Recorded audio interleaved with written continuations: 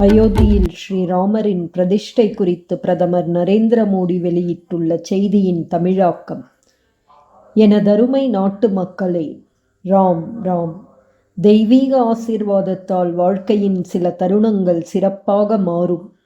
இன்று அனைத்து இந்தியர்களுக்கும் உலகெங்கிலும் பரவியுள்ள ராமரின் பக்தர்களுக்கும் ஒரு புனிதமான தருணம். எங்கு பார்த்தாலும் ராமர் மீது பக்தி பொங்கும் சூழல். ராமரின் இனிமையான கோஷங்கள். எல்லா திசைகளிலும் ராம பஜனைகளின் நேர்த்தியான அழகு. அந்த வரலாற்று சிறப்புமிக்க புனித தருணமான ஜனவரி 22ஆம் தேதியை அனைவரும் ஆவலுடன் எதிர்பார்த்து காத்திருக்கின்றனர். அயோத்தியில் ராமர் சிலை பிரதிஷ்டை செய்ய இன்னும் 11 நாட்களே உள்ளன.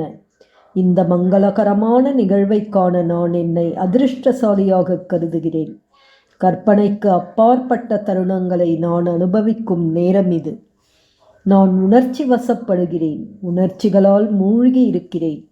என் வாழ்க்கையில் முதல் முறையாக ஒரு தனித்துவமான உணர்ச்சியையும் பக்தியையும் நான் அனுபவிக்கிறேன்.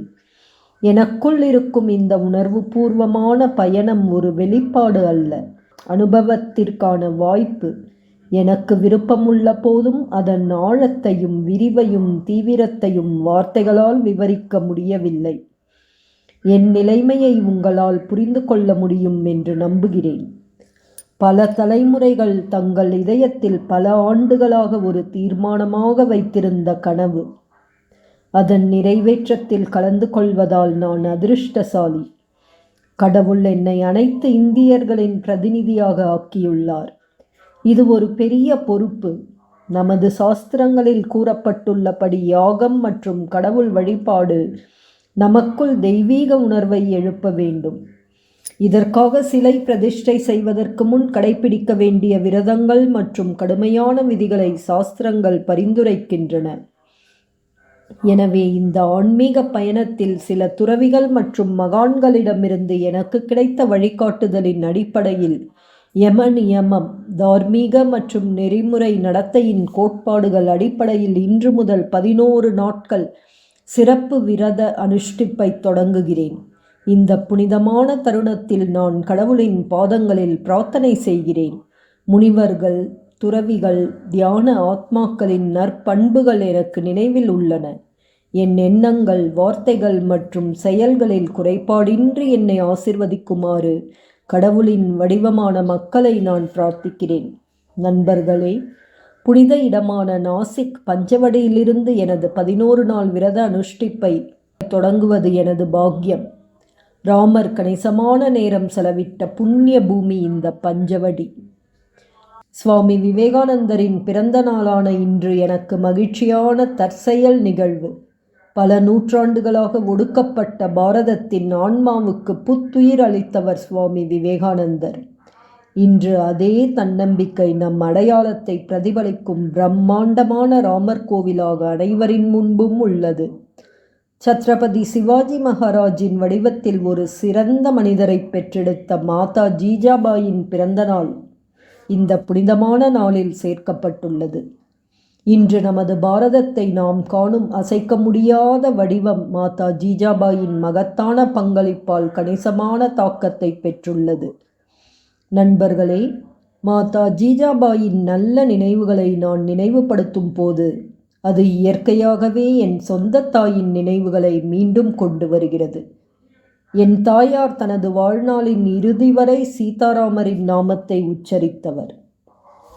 நண்பர்களே, குடமுழுக்கு நல்ல தருணம். உயிரற்ற படைப்பின் உணர்வு பூர்வமான தருணம். ஆன்மீக அனுபவத்திற்கான வாய்ப்பு. கருவறையில் அந்த கணத்தில் என்ன அதிசயங்கள் காத்திருக்கின்றன. நண்பர்களே, உடலின் வடிவத்தில் அந்த புனிதமான தருணத்திற்கு நான் உண்மையில் சாட்சியாக இருப்பேன். 1.4 பில்லியன் இந்தியர்கள் என் மனதிலும் என் ஒவ்வொரு இதய துடிப்பிலும் என்னுடன் இருப்பார்கள். நீங்கள் என்னுடன் இருப்பீர்கள். ராம பக்தர் ஒவ்வொருவரும் என்னுடன் இருப்பார்கள். அந்த உணர்வு பூர்வமான தருணம் நம் அனைவருக்கும் பகிரப்பட்ட அனுபவமாக இருக்கும். ராமர் கோயிலுக்காக தங்கள் வாழ்க்கையை அர்ப்பணித்த எண்ணற்ற ஆளுமைகளிடமிருந்து உத்வேகம் பெற்று நான் அங்கு செல்வேன். தியாகம் மற்றும் தவத்தின் சின்னங்கள் 500 வருட பொறுமை, பொறுமையின் சகாப்தம், தியாகத்திற்கும் தவத்திற்கும் எண்ணற்ற உதாரணங்கள், நன்கொடையாளர்களின் கதைகள், தியாகக் கதைகள். பலரின் பெயர்கள் தெரியவில்லை. இருப்பினும் அவர்களின் வாழ்க்கைக்கு ஒரே ஒரு குறிக்கோள் உள்ளது. ராமர் கோயிலின் அற்புதமான கட்டுமானம். எண்ணற்ற நபர்களின் நினைவுகள் என்னுடன் இருக்கும். அந்த தருணத்தில் 1.4 பில்லியன் நாட்டு மக்கள் தங்கள் இதயங்களிலிருந்து என்னுடன் இணைவார்கள். உங்கள் சக்தியை சுமந்தபடி நான் கருவறைக்குள் நுழையும் போது நான் தனியாக இல்லை. நீங்கள் அனைவரும் என்னுடன் இருக்கிறீர்கள் என்பதை நான் உணர்வேன். நண்பர்களே, இந்த 11 நாட்கள் எனக்கு ஒரு தனிப்பட்ட அனுசரிப்பாக இருக்கும். ஆனால் எனது உணர்ச்சிகள் முழு உலகத்துடனும் உள்ளன. நீங்களும் உங்கள் இதயத்திலிருந்து என்னுடன் இணைந்திருக்க பிரார்த்திக்கிறேன். ராம்லல்லாவின் காலடியில் எனக்குள் எதிரொலிக்கும் அதே பக்தியுடன் உங்கள் உணர்வுகளை சமர்ப்பிப்பேன். நண்பர்களே, கடவுள் உருவமற்றவர் என்ற உண்மையை நாம் அனைவரும் அறிவோம். இருப்பினும் கடவுள் அவரது உடல் வடிவத்தில் கூட நமது ஆன்மீக பயணத்திற்கு சக்தி அளிக்கிறார். மக்கள் வடிவில் கடவுள் இருப்பதை நான் நேரில் கண்டிருக்கிறேன், உணர்ந்திருக்கிறேன். அதே மக்கள் கடவுளின் வடிவத்தில் உணர்ச்சிகளை வெளிப்படுத்தி ஆசீர்வாதங்களை பொழியும் போது நானும் ஒரு புதிய ஆற்றலை அனுபவிக்கிறேன். இன்று உங்கள் ஆசீர்வாதத்தை வேண்டுகிறேன். எனவே உங்கள் உணர்வுகளை வார்த்தைகளிலும் எழுத்திலும் வெளிப்படுத்தி என்னை ஆசீர்வதிக்க வேண்டுகிறேன்.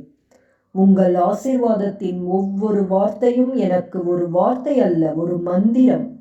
அது நிச்சயம் மந்திரத்தின் சக்தியாக செயல்படும்.